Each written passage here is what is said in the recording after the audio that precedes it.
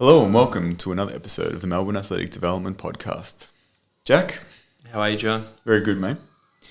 So today we thought we would talk about biomechanics and its relation to running injuries specifically. I know we've talked about running before in a couple of podcasts, one about sprinting, one about running specifically. That was more sort of probably tailored at general running or distance running. And we thought we'd talk about some of the more specifics associated with biomechanics that actually do contribute to injury, because we get that question a lot of, we often do running assessments, or we do a lot of running assessments, and we do a lot of work looking at people who come in who are runners who have injuries already. And we take the time to understand, okay, what do we think might be contributing from a biomechanical standpoint?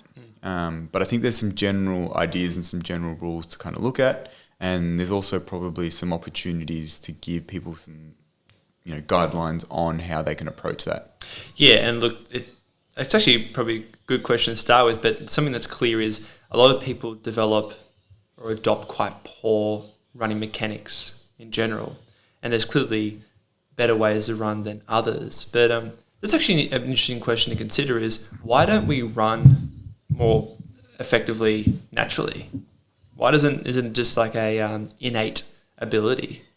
Well, it obviously is an innate ability. Everyone can run or has the ability to run, but it's obviously going to be heavily influenced by lots of other factors, some of them developmental, some of them genetic predispositions. I guess footwear is a big one too. Well, footwear is an interesting idea. Obviously, we've gone through this evolution recently of super shoes, particularly, we'll talk a little bit about sprint-related biomechanics in this, I'm sure, but most of this will probably talk about distance running because it's more approachable for most people and it's probably what most people are involved in. And the thing that's interesting about it is we've seen an explosion of performance that is very heavily related to shoes. And the key variable that seems to be driving the development of performance with these shoes seems to be the amount of energy that you get back from these new technology foams. And that in itself gives you a really strong understanding of one of the key things that maybe we need to train.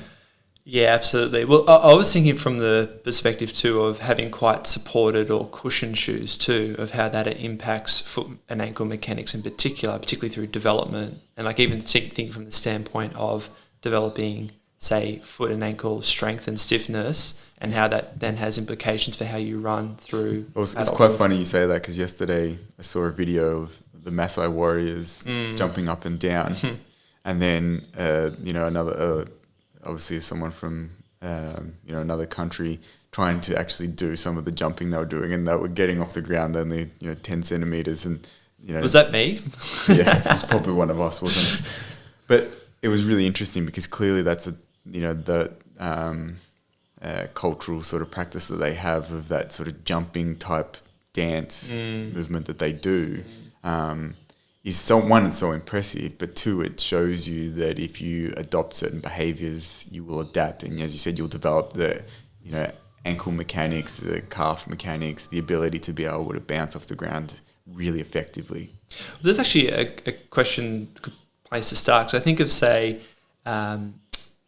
East African countries, like Kenya is obviously a prime example of this, of producing a lot of really good runners, and you'll know more this about me than me, so correct me if there's some issues in my facts here, but there's a lot of really good runners that come from a particular region within Kenya. And the Rift Valley. Yeah, and like they adopt running from a very early age, even like as a mode of transportation, like getting to and from school. Yeah, keep going. And so I was interested, like, from people that have actually done observations of this group, do they actually adopt footwear from a very young age, or? I think their footwear is pretty rudimentary. They do wear footwear. It's not that they don't. They're not sort of living in tribes anymore. Obviously, we mentioned the Maasai warriors, but they're in a different part of Kenya. Yep. So they wear footwear. I'm sure it's probably not the super shoes. But they're wearing sort of, even from a young age, they're wearing school shoes or whatever, and a lot of them will just run in whatever they've got. So if they're going to school, they'll run in their school shoes. Sure. I think that brings a really important point, which is there are social factors that heavily influence the development of certain behavioural traits, and some of them are related to sport. And then there's obviously cultural factors as well. And then obviously there's huge genetic ones. And there's the geographical factor too. So, like say the Rift Valley, but really where they are is very, very high altitude. And they live there, they grow up there, they develop their running capability there. They already have a lot of the changes that do occur that are beneficial for the development of some of those cardiorespiratory changes and cardiovascular changes that are beneficial to endurance capability from living at that altitude their whole life. Is their performance also reflective on the mechanics of how they move, or do you think it's more of some of those other factors you just mentioned? Well, yes, it is, but not in the sense that they run differently to other people. Interestingly, you say that I had a discussion actually only last week with one of the biomechanists from the Institute of Sport, and he was saying that there was a case study done with a couple of Kenyans from the World Championships, I believe, and what they did was they showed that in their kick down for the last lap of, I think it was either the 5 or the 10K on the track, they actually adopted longer contact times, which usually longer contact at times are associated with slower running. And it was quite interesting. They were saying they sort of adopted this in order to maybe like increase their stride length. It obviously wasn't going to probably increase their stride rate. Yes. And that suggests that maybe it was unique to those two individual athletes because they didn't find anyone else in the actual race do that. And these were the two that were leading. Whether that had developed because they were more distance focused and their idea of actually trying to improve performance was to actually spend more time on the ground and push. So is that unique to those sort of individual athletes, or is that actually some sort of, as you said, related to their underlying anthropometric features because of their genetic profile? One of the things that we know, this is one of the reasons that we see significant overrepresentation of in distance running East African and then obviously in speed power events West African athletes, is because a lot of the anthropometric features are actually beneficial in these sports. So I know for those people who've read The Sports Gene by David Epstein, they'll know there's like a really interesting kind of points that he makes about the leg length of these athletes. So he was saying how some of the African distance runners had their leg length was as long as, for some of them was as long as some of the other athletes who were in sports where that didn't matter, like swimming, for instance. They usually have a longer torso and shorter legs. They had the same leg length as someone who was like a foot taller than them, basically. It was really interesting. They were able to, they were wearing the same length pants.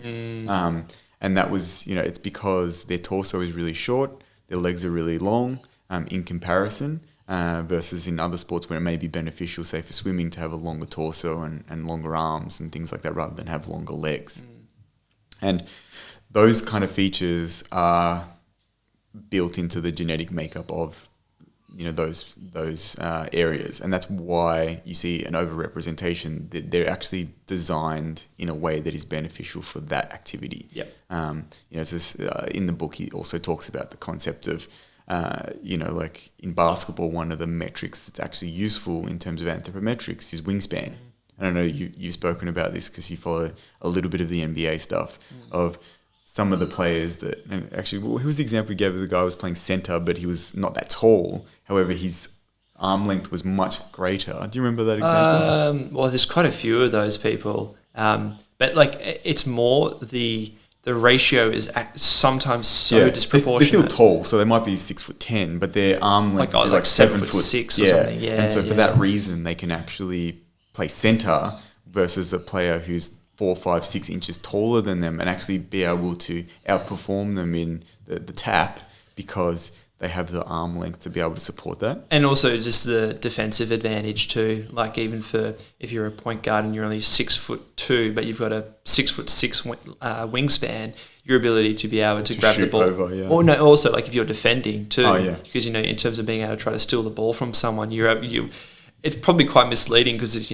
someone like me usually competing against people with normal wingspan, do you think if you've got the ball in this position, they can't reach relative to where their body position is, but perhaps they can? Yeah.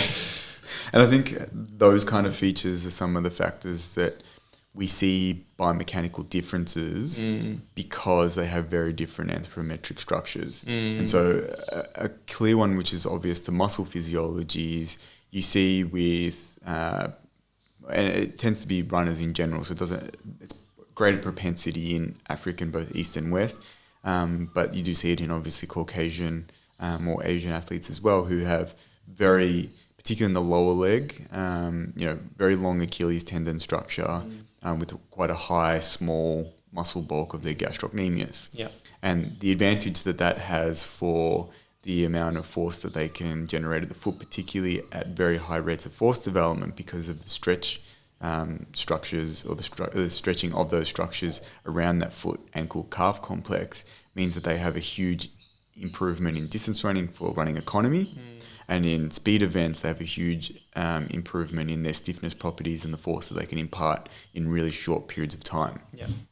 So that's one of the things that I think, understanding a little bit of that gives you an idea of where you maybe need to look in terms of who the people are that are going to have not that the people can't perform well without those features, but maybe are going to have advantages that you can amplify through some sort of training methodology. Yeah.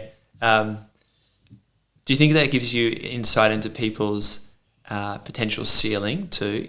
Well, definitely. It's like the early factor, of course, but... and as I said, I've been working closely with the biomechanics, and we're talking about this concept because we were in sprinting and he was at the track, we were looking at different things, and we were going through ideas around like stride length and stride frequency. And I said to him, because he brought up the genetic thing. He's like, oh, well, maybe we're just limited in this country because of the genetic factor. And I said, yeah, that's true. But I think there's been enough example of athletes almost being developed into having some of the features or having to work around it and understanding what they need to do. So I gave him the example of the Chinese sprinter Xu Bingtian, who at the recent Olympics ran 9:83, ran the fastest ever 60 meters. Sort of blew up in the final, unfortunately. But if he had have run the same performance he ran in the semi-final, he would have won a medal, right? And there's a really good. It's something that someone else has kind of made, but it's sort of short documentary sort of thing on YouTube where he talks through some of the stuff of how he actually had to make a lot of changes, and it brings up his coach, Randy Huntington, who basically said, look, you've got these disadvantages. One is your leg length, one's your height, but you've got some good things about what you do. Like he's got really high natural frequencies or stride, frequency capability. And we think that we can develop the other features enough. And he was able to take a guy who was talented. He's a guy that was running 10.0 or 10.1. So it's not that you can turn up and take, you or I and say, okay, we're going to build these features and they're going to run, 9.8. They're not going to do that. And we're not going to do that. But what you can do is if you've got someone who's like, okay, they're actually already skewing towards a high probability of good performance, what can we amplify even with what they've got not necessarily being already developed. And I think the same thing happens in both distance running and in sprints or speed power events, where you just actually have to work out what are the main drivers of those things. And we know in all running, the key thing is velocity, right? The higher velocity you can run at, the better you're going to perform. In an endurance event, what's the velocity that you can hold for the longest amount of time? If that's higher than everyone else, you're going to win. Generally in a sprint, it's the same thing. If you can hit a higher velocity than most other people, you're going to actually probably win most races. Actually, just on that point, you made me think when you mentioned about the changes in ground contact times and therefore stride frequency in the two Kenyan athletes in was it the 5,000 or the 10,000? It was one of those events. I can't remember which one, but it was like their last lap. They sort of looked at. They took off and they ran away from everyone. So the velocity did increase and they did actually get a the velocity increased, but they'd obviously done that.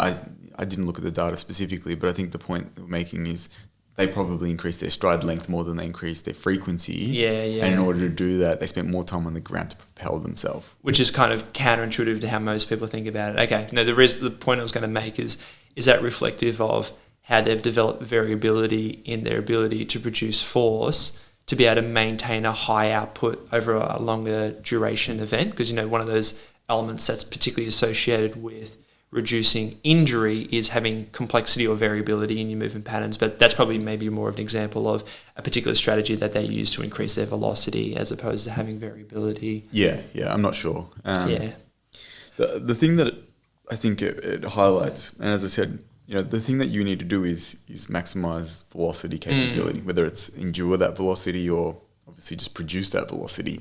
And the basic equation for that is stride length multiplied by stride frequency.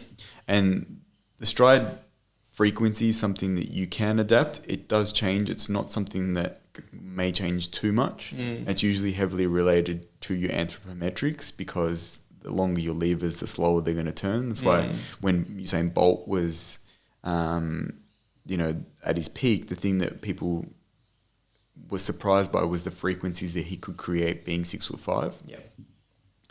The thing that obviously the advantage you have if you're taller versus shorter is you're going to have naturally longer stride lengths.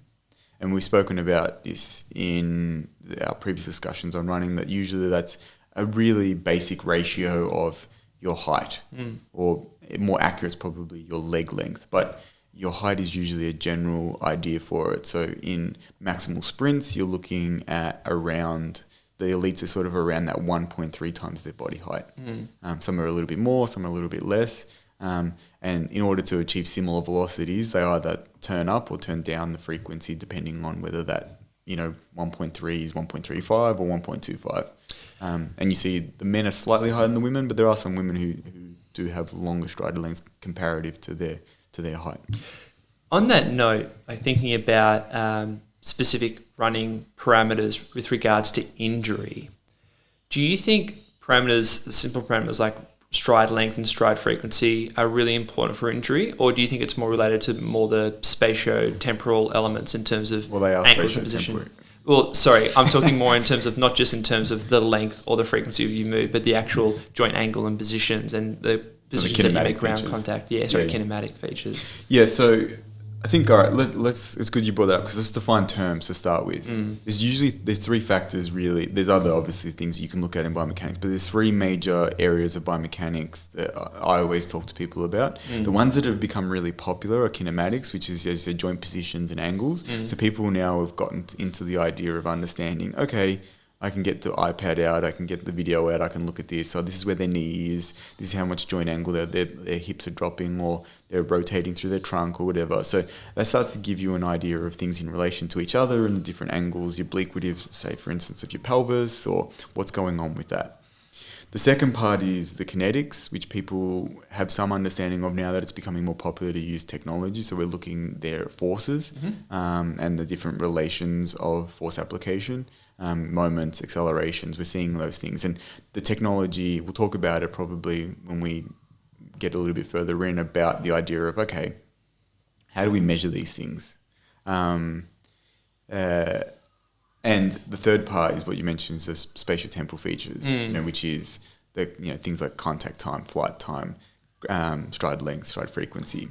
And because it seems like we hear a lot at the moment, something that you hear a lot of people advocating for is changing stride frequency, and specifically increasing stride frequency to reduce injury rates. And these are things like Achilles tendon pain, or even potentially, what are the other common ones that you experience? Potentially even things like... well, we'll go through that, because I think that leads into the next section, which is identifying, one, how do we measure these things? And then I think the thing we go to is maybe, okay, what are some examples of the certain types of injuries that we see? Yeah. But the main thing that usually trying to do is cut down overstriding.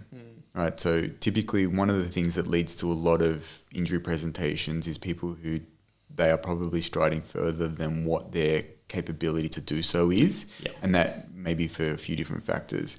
At a really simplistic level, the basic equation that I always say to people is that your biomechanical outputs are a combination of your, sensory motor outputs, so your skills. Can you coordinate yourself? Can you move? Do you know what you're meant to be doing when you're running along? Yep. And your tissue properties. Yes. Do you have tissue compliance? Are you flexible? Are you strong? Are you powerful? Are you elastic? Those kind of things. Joint angle, like joint capabilities, all those things. If those two things come together and you add them together, you'll get an understanding of what you observe biomechanically. Now, there are other features that can, like fatigue obviously isn't a major feature that may influence that, but at a basic observable level, those are the two major things that I think contribute. Now, when you've got that in mind, then you can start to think about why you might necessarily change something or when you need to start looking at that. So if someone, for instance, is overstriding, is that because conceptually they don't understand what they're supposed to be doing and they've fallen into a pattern of throwing their leg out ahead of their center of mass and then breaking, and then that's causing a lot of amortization of their joints and they're not stacking their joints well, and then there's a whole shift in what happens in the stretch shorten cycle and all that kind of stuff? Or is it that they actually don't have the projection capability because of a lack of power or elastic function or stiffness properties of their limb? Yeah, so even though you could give a simple cue like, I want you to increase your stride frequency, i.e. a spatiotemporal variable, you would see a change in their kinematics because they're not going to have the ability to potentially overstride. That may be an oversimplification of trying to understand, well, why is it that they may be overstriding in the first place? And that's why I think you've got to go to that next level. I'm lucky enough, they invite me along to help out with the sports masters program at Lateral. I usually go once a year. Done it a couple of times now to do some talking about running and go through some practical stuff with the group. It's good fun and I enjoy it.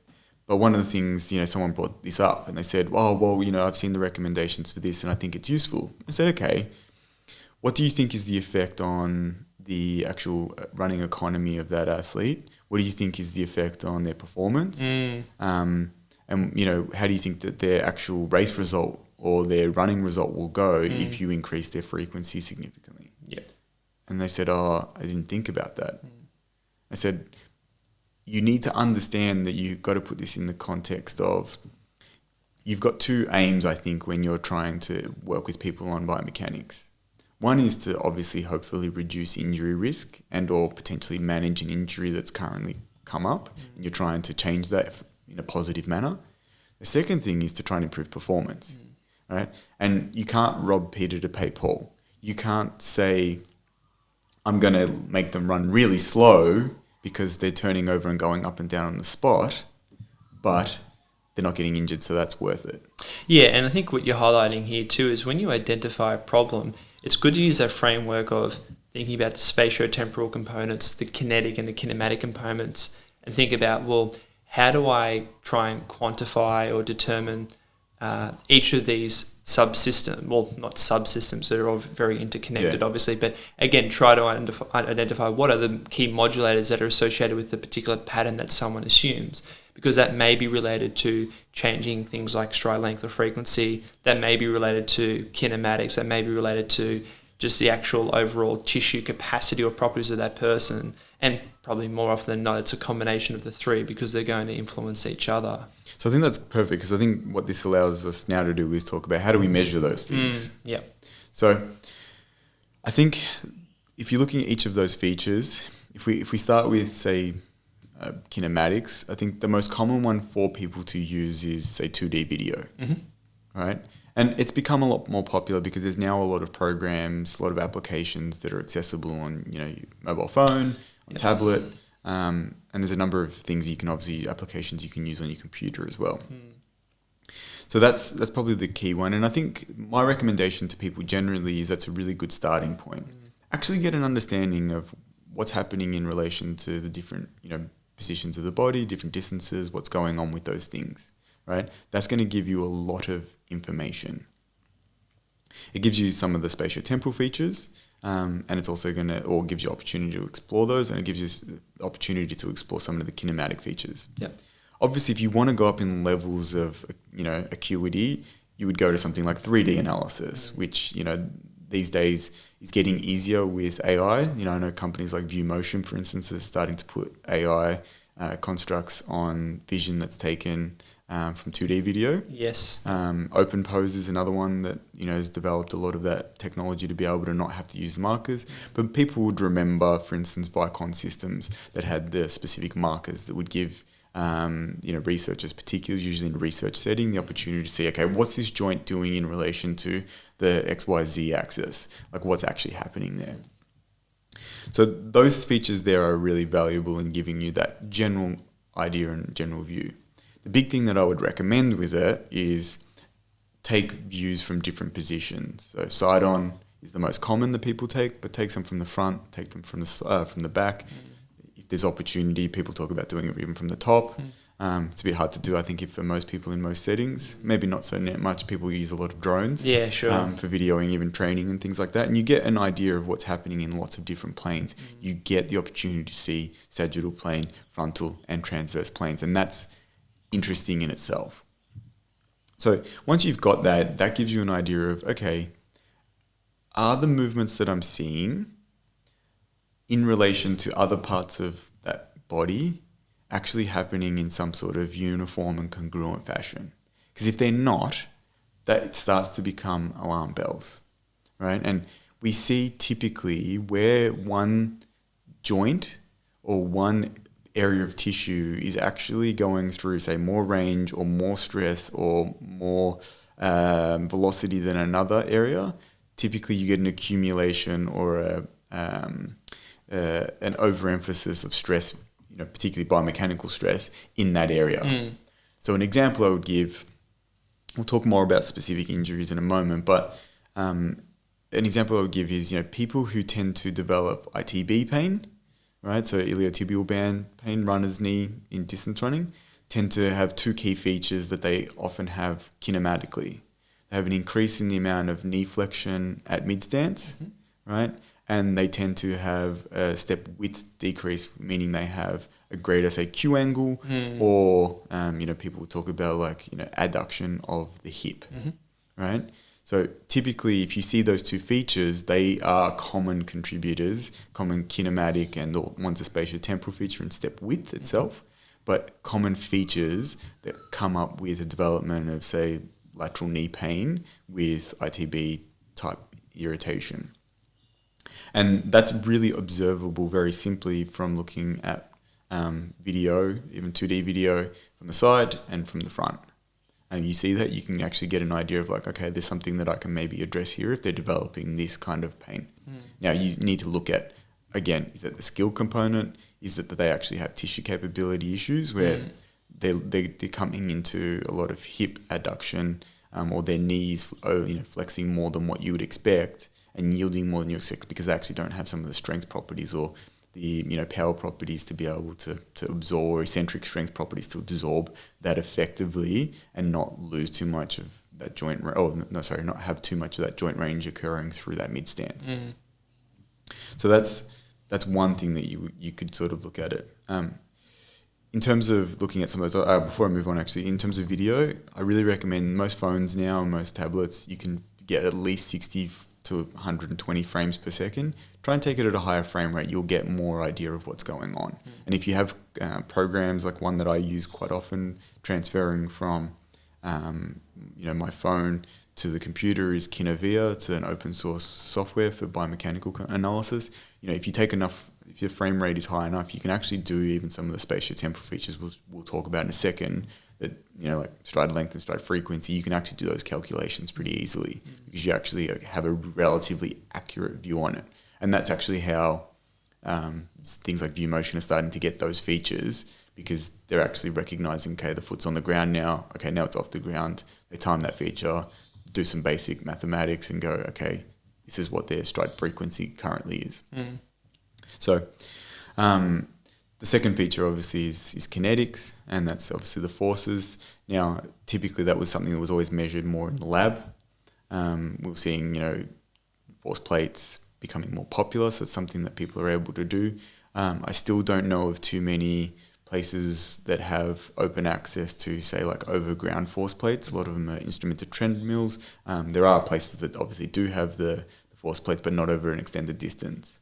Most of them have it over about a 10 or 15 meters. You know, they've got maybe 4 or 5 force plates in a row. The cool one, I think I've mentioned this before in the sprint podcast, is Ryu Nagahara in Japan. He's got like 50 meters of force plates in the laboratory that they've developed there, which has given such a ridiculously awesome amount of in-depth data on sprint research. But those features are now becoming easier to measure because we're getting people validating applications to be able to do these calculations. So things like people like Pierre Samazino and JB Morin have developed things like the force velocity curve on an application like MySprint. And that's become something that people are using to work out a force velocity profile for acceleration for different athletes of different sports. And that gives you an idea of, okay, maybe this person is generating this acceleration through more of a velocity approach versus more of a force application approach. And it's giving you maybe some indications on what kind of training you should look at and all those kind of things. One question that I wanted to ask you with regards to assessing running mechanics is two things. One, depending on the athlete, you may identify a lot of biomechanical faults that you want to address. And in those situations, where should you start? And like, do you think that, do you follow particular principles of starting like from the foot up or working in a particular pattern of how you go about doing it? And associated with that question is, when is it appropriate to change someone's running mechanics? All right, let's answer those separately. Yeah. In terms of when actually, let's start in the first one. Basically, I tend to look ground up.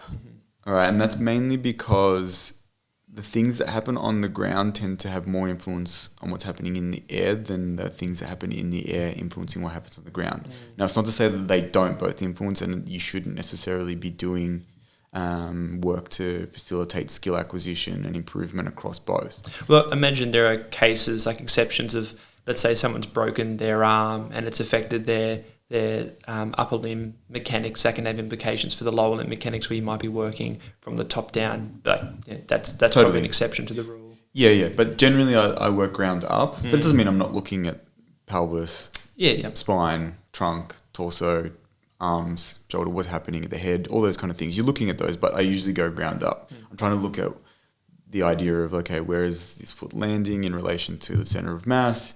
What's happening in terms of the rotations about the different joints, how much stiffness loss or how much height loss is there throughout the actual cycle of the motion, what's happening in different points of the actual stride.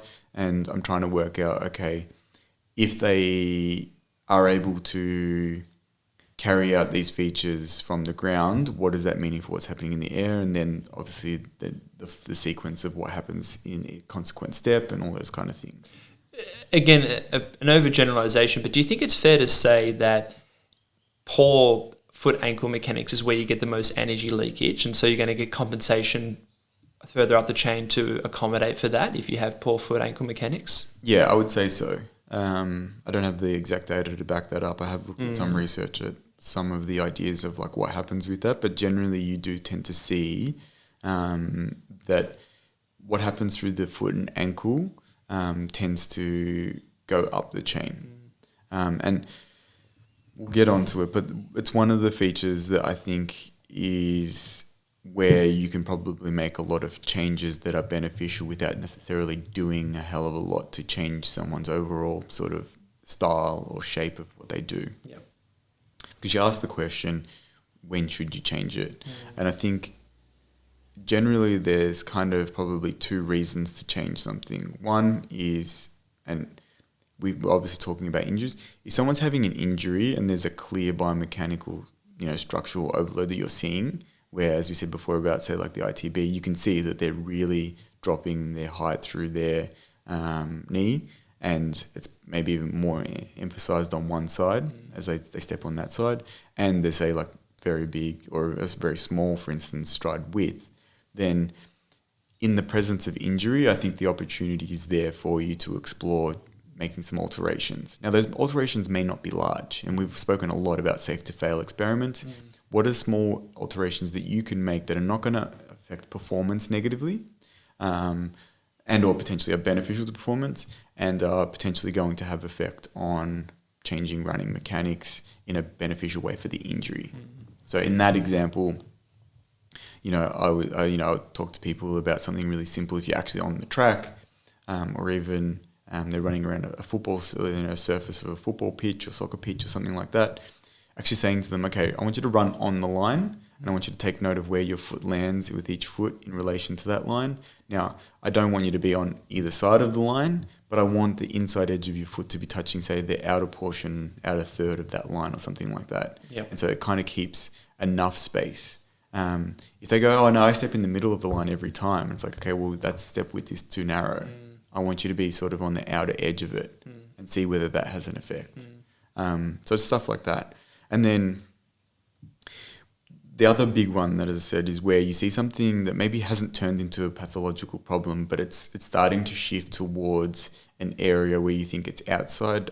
And I say this very loosely, but a bandwidth that you think is reasonable, right? So someone may be getting away with a performance decrement for a period of time, and it's usually because they have some of the tissue, properties or qualities that they need to be able to perform at a high level, or they're overdeveloped, and so they can get away with it. But ultimately, it's going to affect their performance if it's outside those things. And there are general principles that I think that you can work towards in biomechanics. And one of the key ones for running athletes is that gravity is pulling you to the ground. Now, when you land on the ground and gravity pulls you to the ground,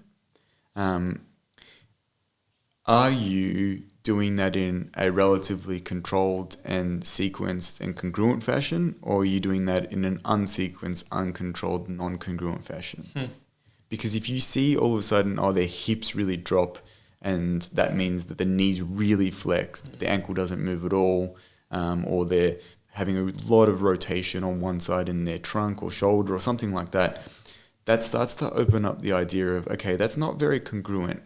And in something that already, like walking, we know comes from pattern generation of the spine. Running has very similar kind of contribution from reflexive patterns. One of the big ones that we talk about a lot in sprinting is the cross-extensor reflex, where if you really evoke a very hard flexion or a very hard extension of a limb, particularly whether it be the arm or the leg or the hip, for instance, it will cause the opposite side to actually do the opposite movement. And by evoking that, you actually can create patterns and movements without a lot of energy expenditure. Yeah. So if we're seeing a very big incongruence and a lot of asymmetry, that starts to give us ideas that potentially not only is there energy leaks, as you said, but there's big opportunities for stressing one particular area more than what you would like. And people will only get away with that for so long. So someone says, I've never had an injury. And it's like, okay, well, you're leaking a lot of energy here, so maybe we should start to look at that. And again, we spoke about it just before. Run small experiments, right? Try little things. Don't wholeheartedly go, no, the way you run's bad, I'm going to change everything. Pick small things that you think that you can have an influence on. And as I said, for me, the really, really simple cues tend to have the biggest effect, especially if you target them at the area that has, in my mind, the most influence, which is what you do on the ground. So now if we go all the way back, we still haven't spoken about collecting data for spatiotemporal features. Yeah. Again, as I said, I think the video is one. There are other things that are, and even the kinetics, if we go back to it, is there are other things that are coming out. We're seeing even with, say, GPS units are giving us velocities and things, but they're giving us, now a lot of them have accelerometers in them and gyroscopes that give you an idea of impacts and things like that, and accelerations and decelerations.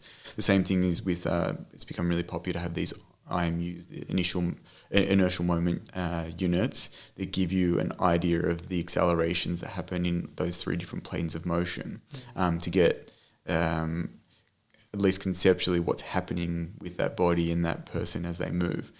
We're seeing a lot of ideas of this being put into shoe technology. We spoke to Adam about this when he said, he was working with ASICS about the concept of potentially putting this into a shoe to actually give people data on what's happening, like with their foot, what's the ground reaction force like, what's happening with those features. So that's where you get some of those kinetic those kinetic features. And then finally, as we said, the spatiotemporal items, typically you can take them off, say, video, but you can obviously measure those things using some of these sort of measurement units. The other big one is there are a number of ways in which you can calculate contact time.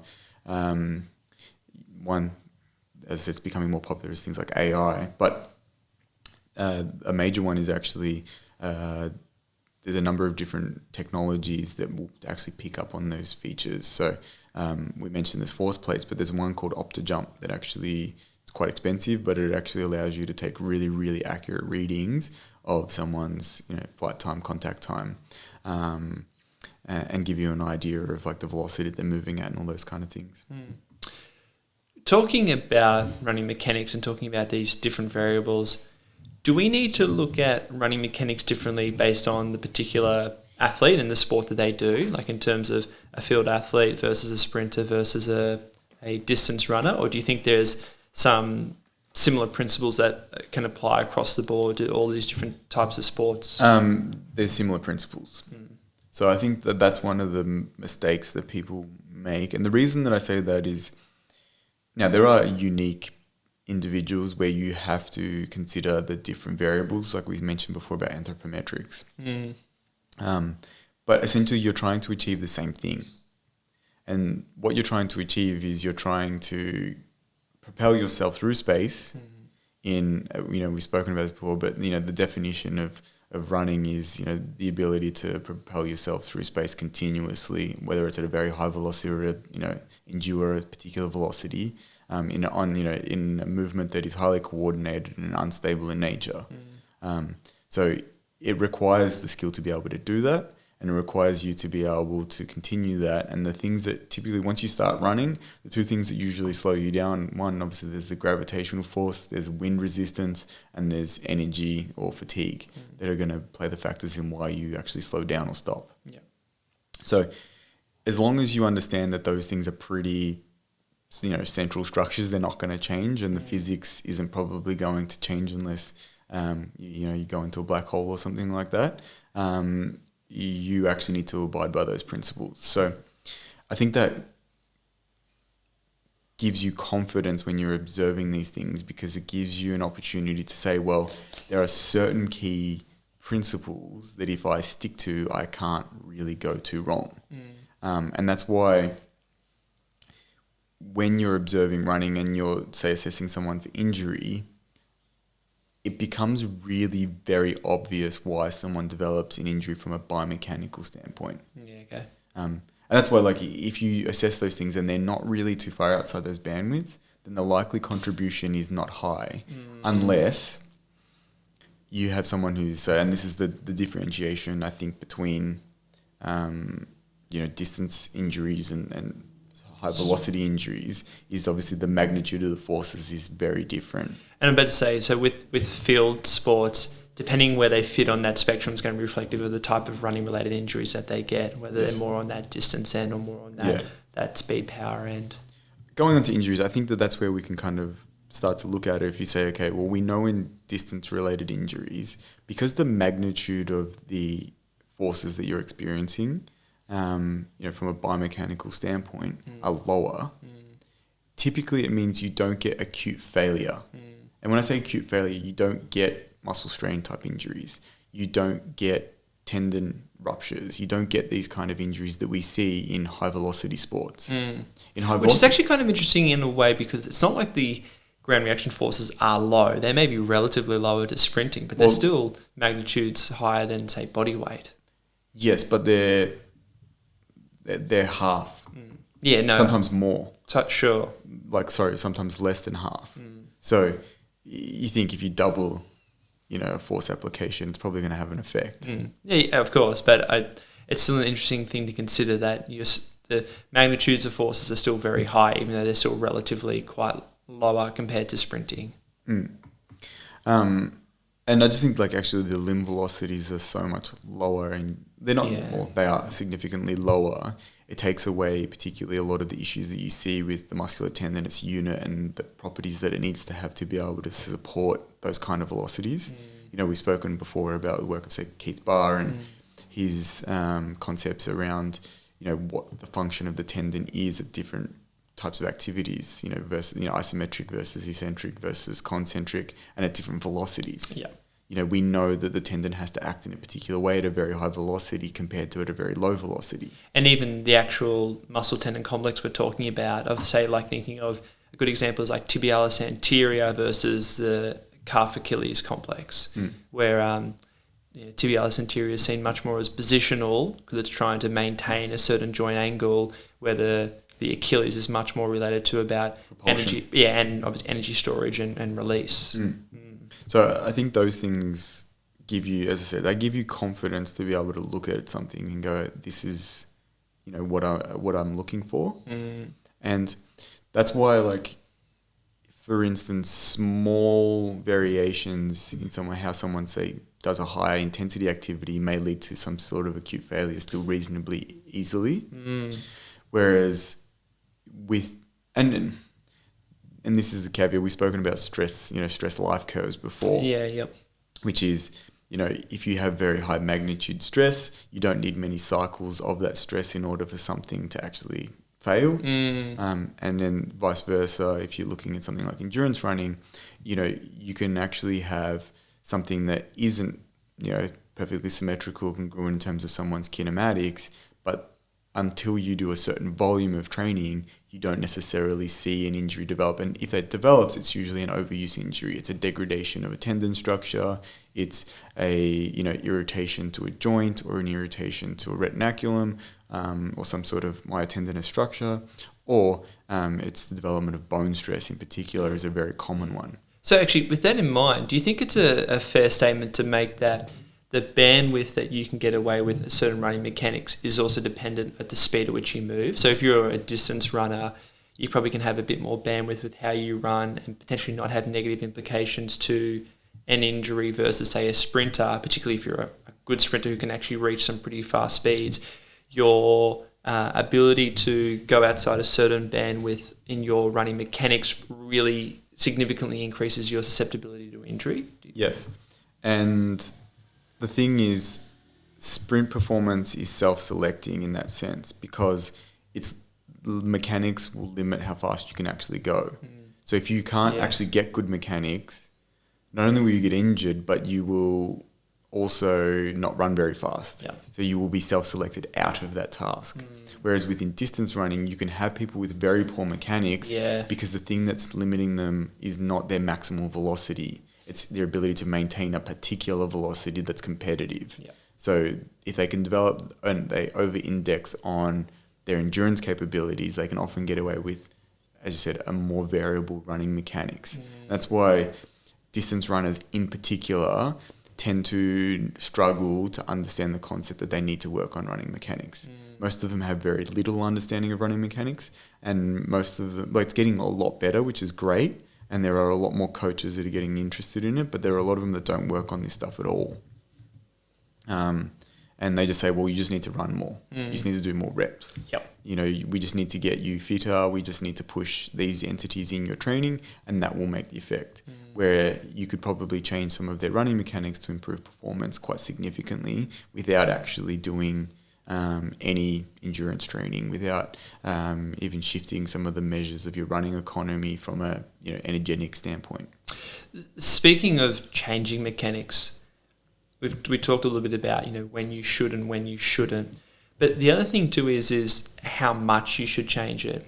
Are there particular characteristics that you identified that give you an indication of I can be more aggressive with trying to change this person's mechanics versus I actually need to do this in a very slow process? Well, I think I said it depends on how big the problem that you've got in front of you. Like if someone's extremely sore or really injured and it seems to be very biomechanically related, then you probably can be a bit more aggressive with the intervention you put in place. It's probably necessary in that situation. Unless you change it, they're probably not going to get... And we've spoken about this before when we talk about, the magnitude of stress that you need to have to actually create an intervention that's useful for something that's very far away from, say, some sort of, optimal state. Or, I say that in inverted commas, close to an optimal state.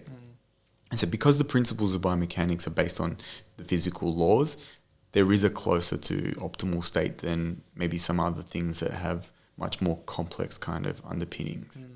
So with that in mind, like, I think it just comes down to how much is this affecting them, whether it be an injury or a performance. That gives you an idea of maybe how aggressive you need to be. And sometimes it's timeline related as well. You know, if we all know this, for instance, if someone's in a lot of pain and they've got to compete in a competition in 2 days, then we're having a lot of medical input to actually get their pain relief sorted much sooner than if they don't need to compete for another 6 months. We're happy to use a much more, gentle approach on even pain management. Yep. You know, if they're in reasonable pain, say 5 out of 10 for the next 3 days, you will accept that because the timeline and the time horizon of them competing is 6 months away. But if it's 2 days away, 5 out of 10 is not going to cut it. So you need to actually bring medical support in to say, hey, can we get some strong pain relief for these couple of days because they need to compete at this point. I think it's similar. It's like, what's your time horizon? How significant is the effect that it's having on performance or injury? And, you know, how significant do I see this asymmetry or incongruence to be? So with that in mind, like, how do you go about training someone to change the mechanics? Are there particular principles or practices that you use for skill acquisition that are more effective than others? Yeah, well, I think, you know, this comes down to any learning, right? And I think learning physical skills are not really that different from learning, you know, knowledge-based skills. But essentially, like, we know there's some general principles with this, you know, and there's literature obviously in the motor learning world, but we know that, for instance, ideas like the more specific the task is, the more transfer it's going to have. So people love drills, but drills are contextual information, right? I use a lot of drills to give that contextual. Might be some, you know, like, this is what this should feel like. This is what this posture should feel like. This is where, when you hit the ground, it should feel like this with your foot or ankle. But that's not the task. The thing that's going to transfer the most is the task itself. Now, it doesn't mean you don't use drills, but don't get it twisted, as they say. You're not going to get someone to get faster just because they did drills. It's like step one in the process. It's giving them some background information. You know, if we've obviously spoken to your brother who's a musician, it's like learning scales. It's like, if you get really good at scales, does that mean that you're the best musician out there? Probably not. No, but a part of it is actually being able to identify and develop patterns. Yes. Because, like, I think that's a good example with music. I remember asking Tom, like, why do scales? Like, it seems so irrelevant. He goes, no, because these are patterns that you see in pieces. Yes. So that's why you do it. So you're actually developing that, you know, muscle memory, if you want to call it. Exactly. And that's how people should see drills. They're very important, but they're not going to be the thing that turns you into Mozart. Yes. Right? So understand that. The next feature, that's actually, remind me, where we were going with I was thinking about, like, how we actually teach change biomechanics. So I think that the key thing that you need to think of, you know, we said, like, you need to understand that it needs to be specific. That's the first part. The second part that you need to understand is it follows what we call like a power law curve. The more you do, the better you will get. However, there are caveats on that. And the work of, say, someone like Anders Ericsson tells us that if you want to get the most learning to occur, it needs to be they talk about deliberate practice.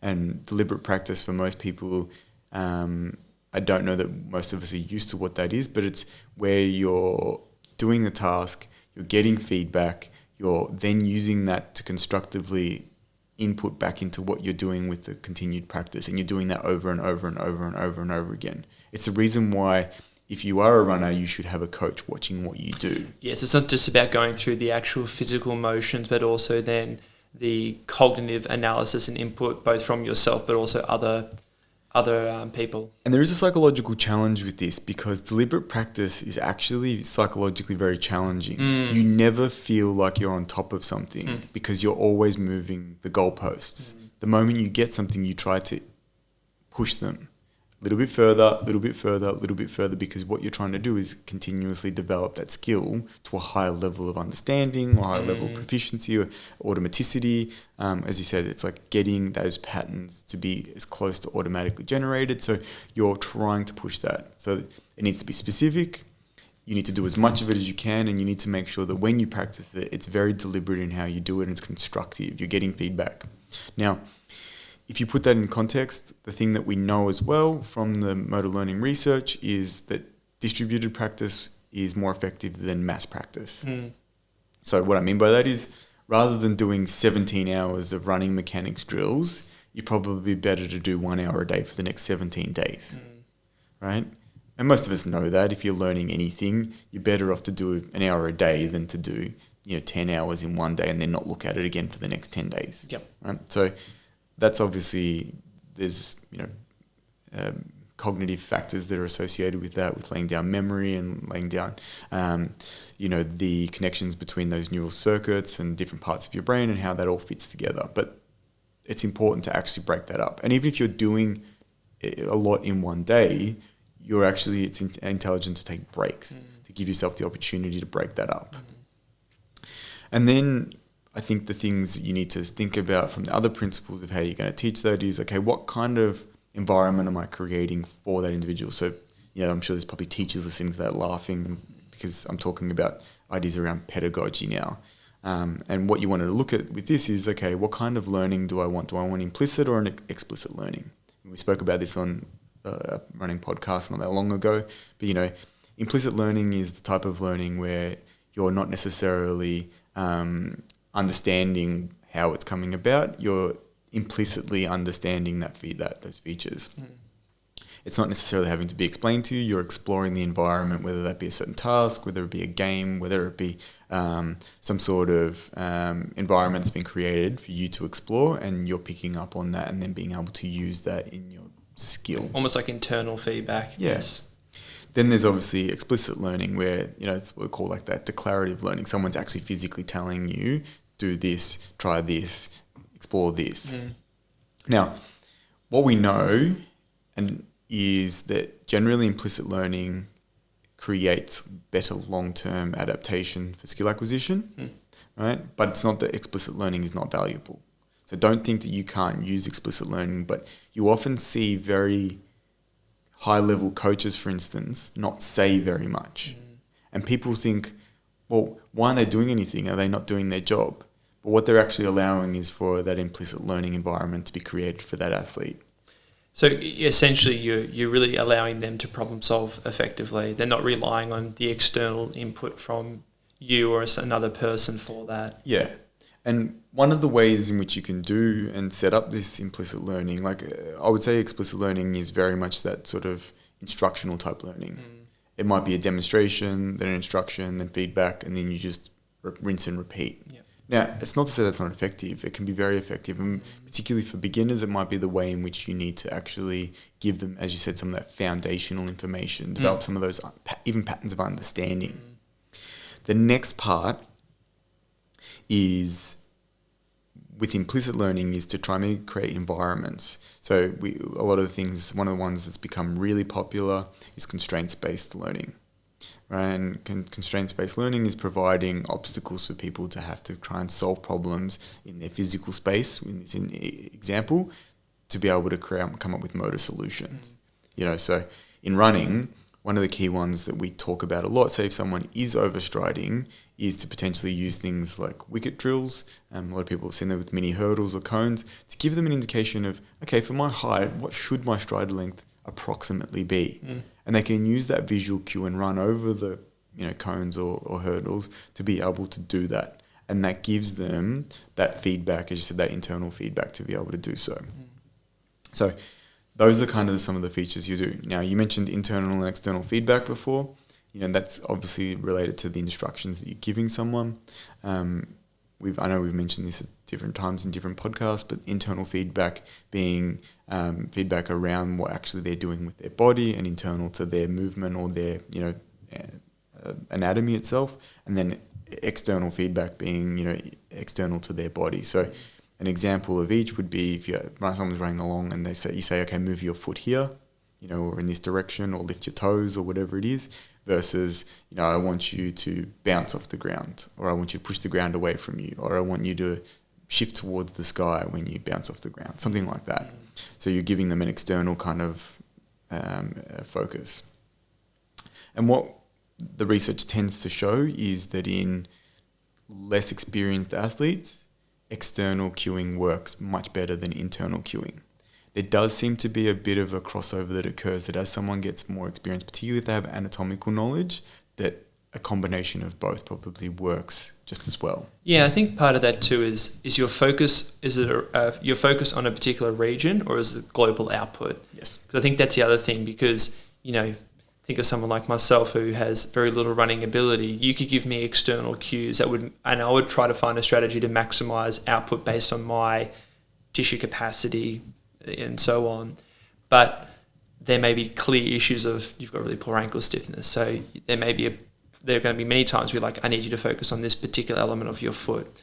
So I think that's where sometimes people can get undone with looking at the research, because although the external attentional focus certainly leads to better outcomes in force output, long term you typically going to have to use a combination of both to develop the appropriate or best patterns for that person and develop the biomechanical patterns that you want. And I think we've been going an hour already, so I think we'd be remiss to not actually talk about some specific presentations and specific injuries. And the common ones that you would see too. Are there any in mind that you think you should definitely address? Yeah, I think the biggest one is looking at foot and ankle mechanics, because it's such a big component, a big pattern that you see that's... Yeah, but I mean specific injuries. Oh, okay. Well, look, perhaps we work on two ends of the spectrum. So let's think about in distance runners. I think a really common one would be related to Achilles tendon pain. And thinking about, are there particular biomechanical patterns that predispose you to that? And if so, what are the kind of strategies that people need to adopt to change that? Yeah, so from the research that I've done, it seems like the most common biomechanical factor, there are obviously other tissue property factors that contribute significantly to Achilles tendon, but the most common one is that during the mid-stance and the late portion of mid-stance before push-off, they end up in a much deeper dorsiflexion position. Yep. And they consistently do that. So if you imagine someone running and you're looking at it from the side, you're seeing that their ankle is very, their foot and their shin are coming much closer together. And so I guess you would see then overall quite a drop in their centre of gravity as a result. Yes, you can concomitantly you see a drop in their centre of gravity, you see their knee bend more, their hip bend more. Yep. And that tends to be the biggest biomechanical thing that I tend to see if someone develops a lot of Achilles pain from distance running, is that they tend to over yield at the ankle and end up in a lot of dorsiflexion, particularly through that mid stance and that late phase of stance. Now, it's not to say that you shouldn't have that yielding. The reason you need that, right? You need in order to... You can't be rigid. Can't be rigid because you need to store energy within those structures of the Achilles, of the plantar fascia. And dissipate forces through the myofascial system, not just actually creating longitudinal load through the articular system. Exactly. And without doing that, and people often think I think it's one of those things, it got brought up not that long ago in one of our sessions of, pronation's good, pronation's bad. Where does that sit? It's we know that you need to be able to have rotation about the ankle, to have inversion, eversion, and the ability for you to use, for instance, that flattening of the arch as a propulsive mechanism through that pronation is extremely important, because it actually lines up the position of your Achilles. Yes. To be able to actually propel, to be able to use that stored elastic energy. It's some of that interesting research looking at the twisted nature of the Achilles tendon and how that changes its morphological shape based on foot mechanics. So to think that there shouldn't be some movement and rotation about that ankle is probably a little bit simplistic. But the thing that is clear is if someone has excessive dorsiflexion and it's a consistent thing, and you don't seem to see them being able to bounce off the ground well. So we talk about stiffness, active stiffness, and that elastic function. If someone is really sinking into the ground and ending up in a lot of that position of increased dorsiflexion, that tends to be a biomechanical feature, right? And this is the same even actually for people. We say this is the same as for sprinting.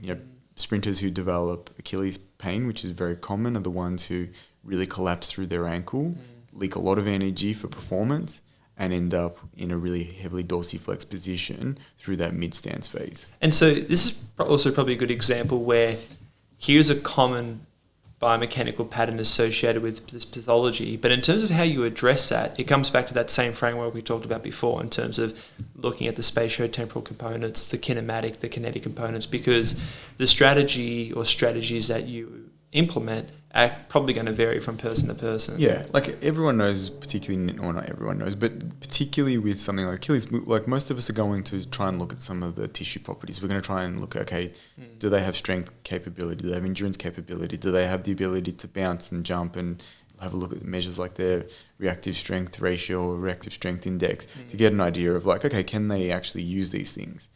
If they do, and you're scratching your head thinking, well, they're not weak, they're not inelastic, what's going on? It means that they don't actually know how to coordinate those features, and they're allowing themselves to dump down into that position. Yep. You know, like even earlier today, I was listening to a podcast with a coach that I've mentioned many a time, Dan Pfaff, and he got, you know, asked about running mechanics stuff, and he's talking about dorsiflexion in sprinting. And he was saying, you know, like over the years, they've collected a lot of data that basically has shown, particularly in the upright phase, athletes who don't actually have the ability to control their dorsiflexion and are landing with too forward of a point of contact. You know, they're landing not at the back of the, you know, the ball of the foot, you know, through the midfoot. They're landing closer to that forefoot, tend to develop not only more injuries, but actually their performance is reduced. And the big reason that he talks about the performance reduction is a big feature that I talk about quite often when people ask, like, oh, what should my foot strike be? And we spoke about, you know, physical laws before.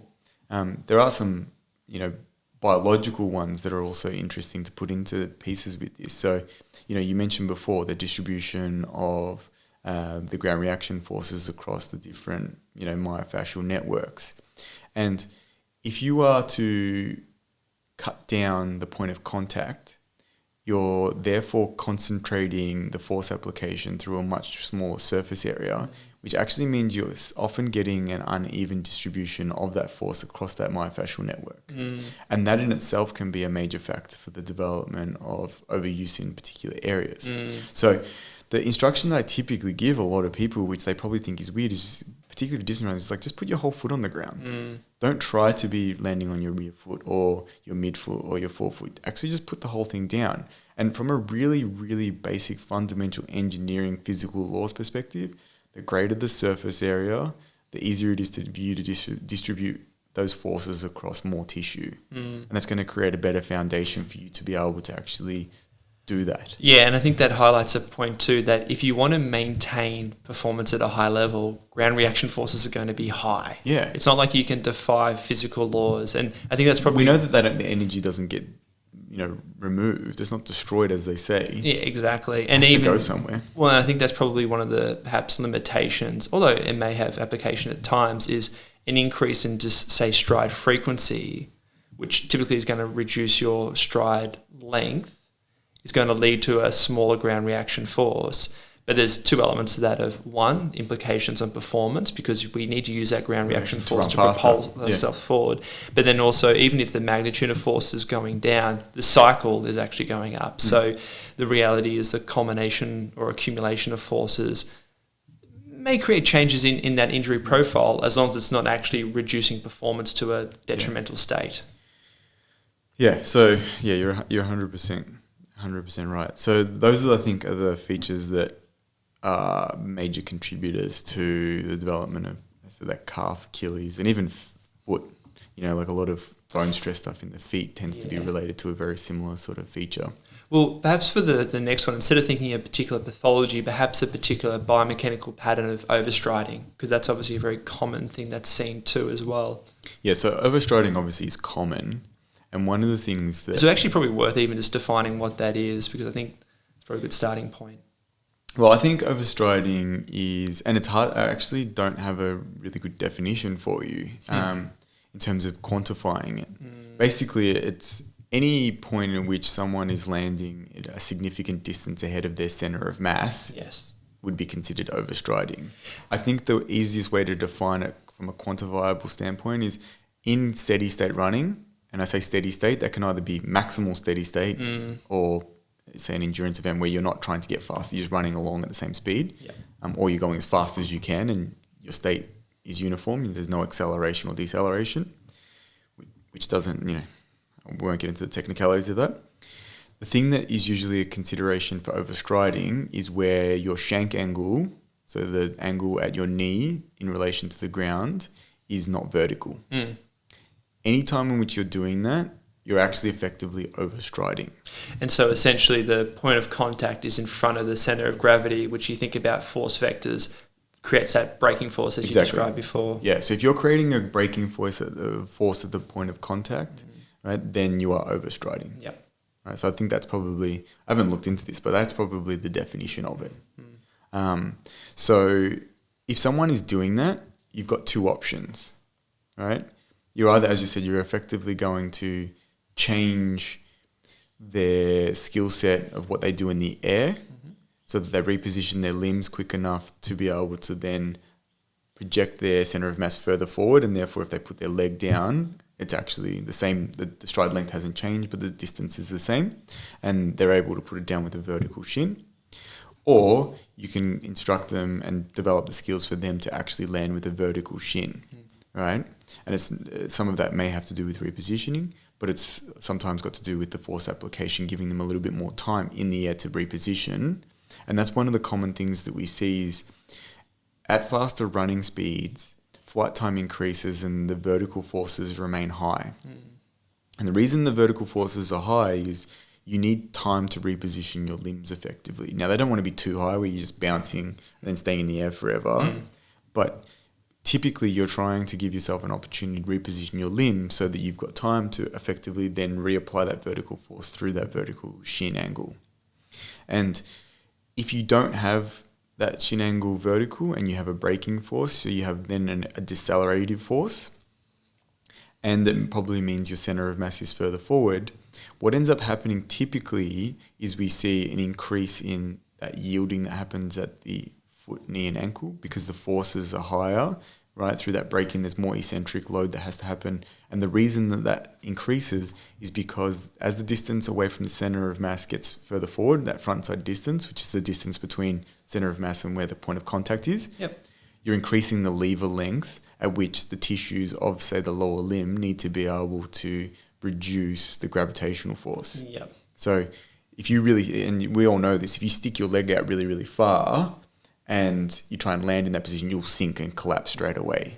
Right? Whereas if you land directly underneath yourself, if you jump up and down on the spot, you can pretty much land with a rigid limb. If you throw your leg out really far ahead, you won't be able to do that because the levers are at a mechanical disadvantage. So the reason that happens, you see more collapse, is you end up having, those tissues are not at a mechanical advantage.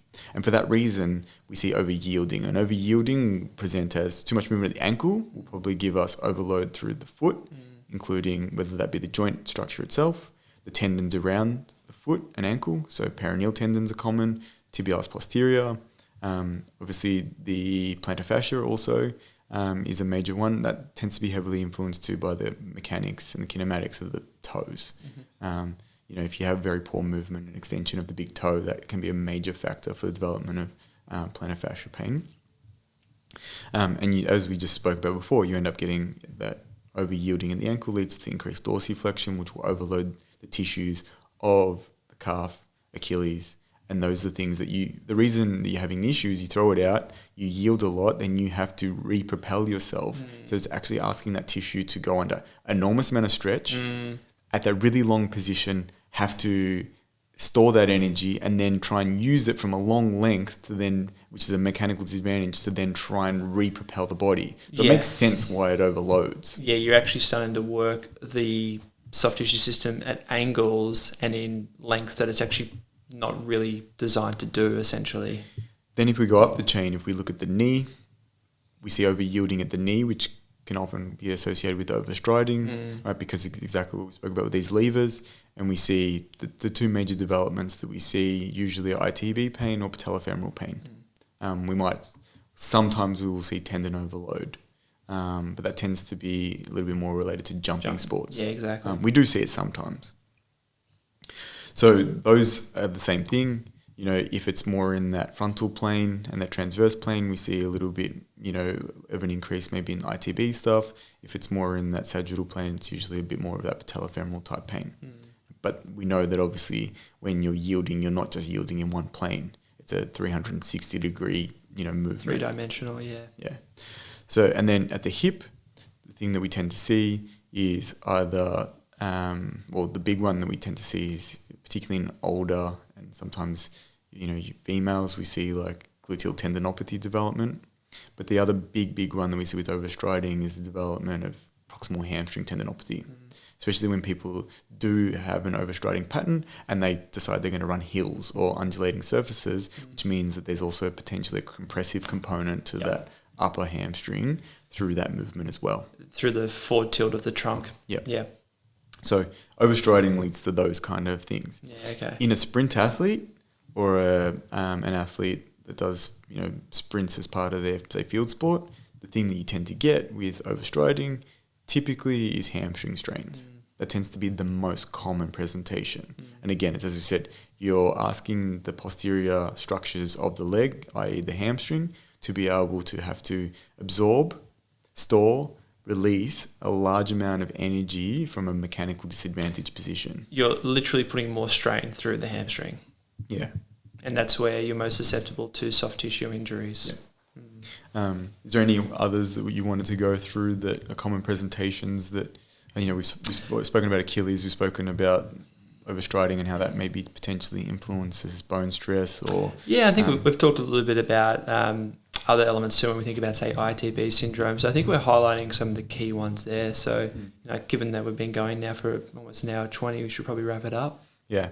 If you have questions out of this, you know, don't hesitate to send through any ideas or questions you might have. There's obviously lots of other biomechanical features that people have studied and researched that demonstrate some of the different presentations that we see. But we thought we would go through a little bit more of like how we assess some of those things ourselves and some of the things we look at, because it's really clearly